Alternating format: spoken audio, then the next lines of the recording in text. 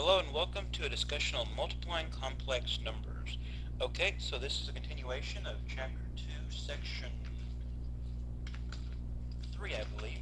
And in this one, we're just going to talk about multiplying. So we're going to use the distributive property or the FOIL method, however you were taught. So looking at example 1, we have negative 2i times the quantity 3i minus 2. So for this, you want to distribute this negative 2i across everything inside the parentheses.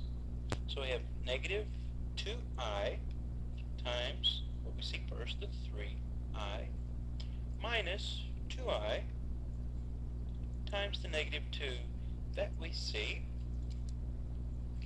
So in this first case, we have negative 2i times 3i. That gives us a negative 6i squared, minus times a minus gives us a positive, and then 2 times 2 is 4, leaving our I there.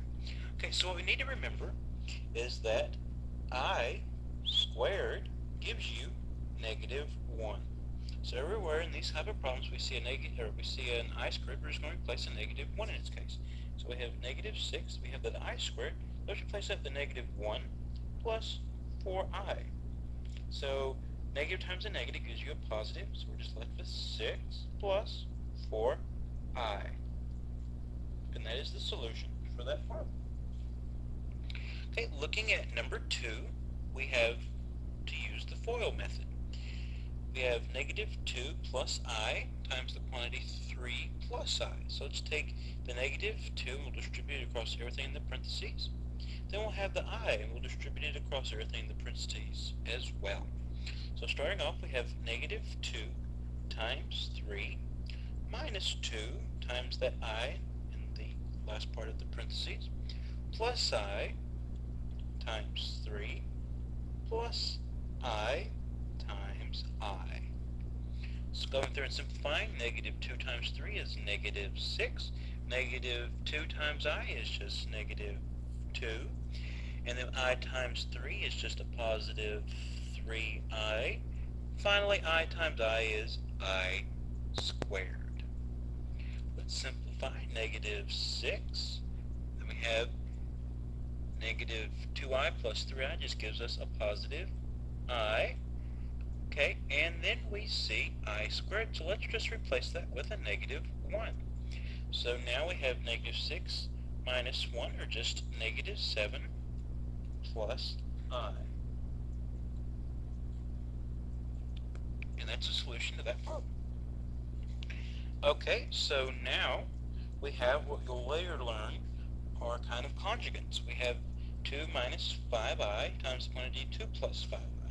And the main thing you want to know are these two signs that are different here in the center. So let's just go through and use the distributive property, taking this 2 and multiplying by everything we see in the parentheses, then this negative 5i to everything we see in the parentheses. So we have 2 times 2 plus 2 times 5i. Then taking our negative 5i, multiplying it times 2, then negative 5i times the 5i that we see in the second part of parentheses. Let's go through and simplify. 2 times 2 is 4. 2 times 5i is 10i. Okay, 5i times 2 is a negative 10i. And then we have a negative times a positive is a negative. 5 times 5 is 25. I times I is I squared. If you note these middle terms, the 10i minus 10i will cancel out, just leaving you with 4 minus 25i squared. Now let's use our rule of I squared equals negative 1, so we have 4 minus 25 times negative 1 in for I squared. So we have 4, and then that's 25 times a negative, or negative 25 times a negative 1 gives you a positive 25. So the solution for this is actually going to be a number, that's 29. So you can expect when the two sets of parentheses are the same, just letting the middle term being different, you should expect to have a real number for a solution. Okay, looking at number 4, we have a quantity squared. We have 2 plus 3i squared. So I would really like to rewrite that as 2 plus 3i times 2 plus 3i. And now we want to use the distributive property to take this 2 and multiply it by everything in the parentheses. Then the 3i, multiplying it by everything in the parentheses.